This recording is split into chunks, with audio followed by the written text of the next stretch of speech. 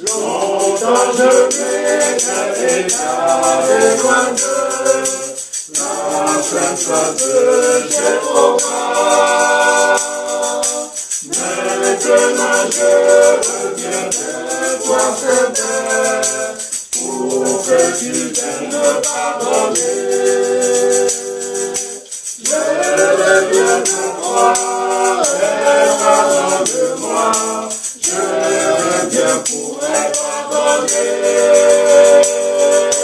Je reviens vers toi et pardonne-moi. Je reviens pour être pardonné. Longtemps je m'étais égaré loin de la sainte face de Jéhovah. Maintenant je reviens vers toi, Saint-Père, pour que tu viennes me pardonner. Je reviens vers toi et pardonne-moi. Je reviens pour être pardonné. Je reviens vers toi et pardonne-moi. Je reviens pour être pardonné. Longtemps je m'étais égaré loin de la sainte face de Jéhovah. Maintenant je reviens vers toi, Saint-Père, pour que tu viennes me pardonner. Je reviens vers toi et pardonne-moi. Je reviens pour être pardonné. Je reviens vers toi et pardonne-moi. Je reviens pour être pardonné.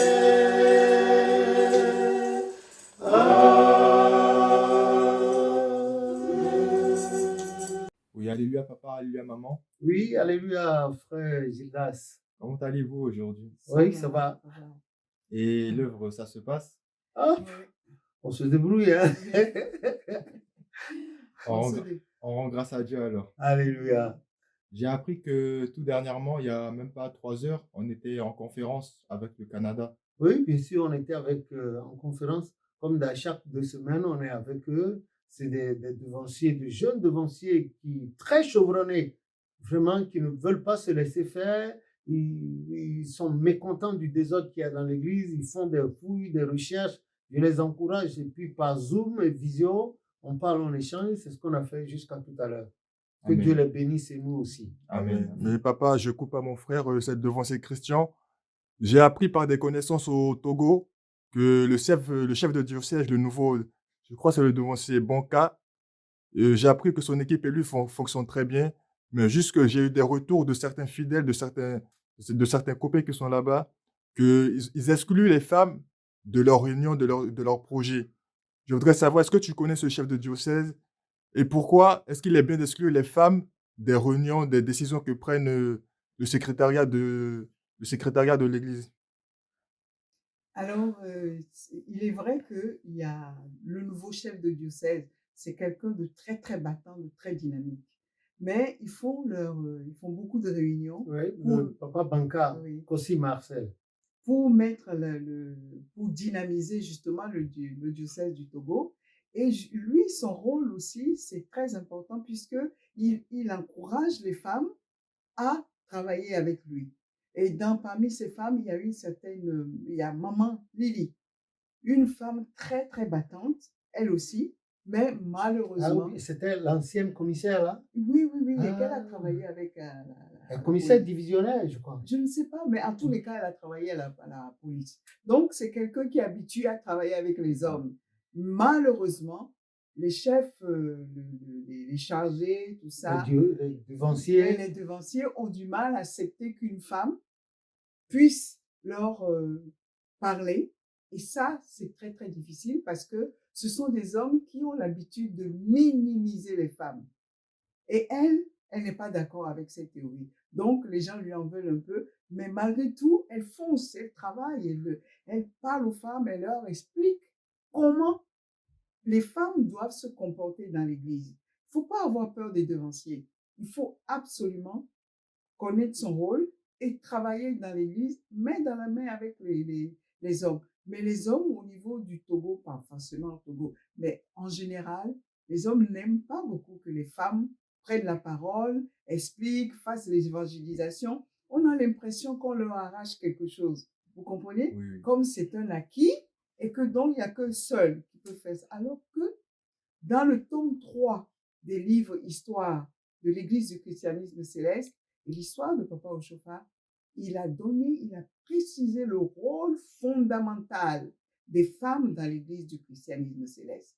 Et c'est ça que fait notre sœur Maman Lily au Togo. Mais il semblerait que les devanciers lui donnent du fil à retordre. Donc, nous femmes de Giliel et d'Europe, on l'encourage fortement à aller de l'avant parce que il en va de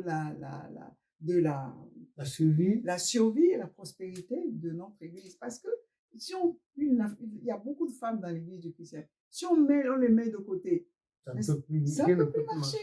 C'est pas ça ne peut possible. plus marcher. Donc, maman, si je comprends bien, les femmes aussi ont le droit à la parole dans l'Église. Mais si, pourquoi pas? Nous sommes nés d'elles, non? Pourquoi ne devrait-elle pas? Le prophète Oshofa ne les a jamais diabolisés. Papa Yassou ne les a jamais diabolisés. Mais il y a une maman au Togo qui était du Togo, maman Gaba Aho Hélène, je crois elle s'appelle, qui était une maman très forte. C'est le corps d'un homme dans le corps d'une femme, hein, l'esprit d'homme dans le corps très forte, maman Aho Gaba. Pourquoi est-ce que les hommes devraient... Ce que vos amis du Togo vous ont dit hier au téléphone et aujourd'hui, ça va être... C'est certainement vrai. Mais je ne pense pas que ce soit le devancier, papa Banka, Kossi, Marcel. Je ne crois pas. Il est bien ouvert. C'est quelqu'un que je pratique il y a plus de 40 ans déjà et on se connaît presque sur le bout des doigts. Je ne pense pas. D'ailleurs, sa nomination à ce poste-là, à la tête de ce diocèse, ça a été une surprise pour lui et une surprise pour tout le monde. Je sais que ce monsieur, sans trop le vanter, il peut mettre le diocèse du Togo au pas parce que c'est un ancien dans l'église et voilà, je crois. Et puis la maman Lily en question, moi, je ne suis pas trop habitué à elle, mais j'ai eu 1 ou 2 fois des contacts avec elle, face à face, on a parlé, et je sais que c'est une femme très dynamique. Elle fut commissaire divisionnaire dans la police togolaise, donc jusqu'à ce point, c'est qu'elle doit être dynamique. Voilà, dans sa vie civile, donc on peut prendre d'elle ce côté dynamisme, ce côté dynamique d'elle et exploiter ça pour le compte de l'église au Togo. Moi, je crois, et je ne pense pas. En tout cas, on le saura bientôt. Mais si effectivement les hommes agissaient comme ça, brimaient les femmes dans les décisions, ne les respectaient pas, c'est pas bon. Le prophète Oshofa n'a jamais dit ça. Jamais.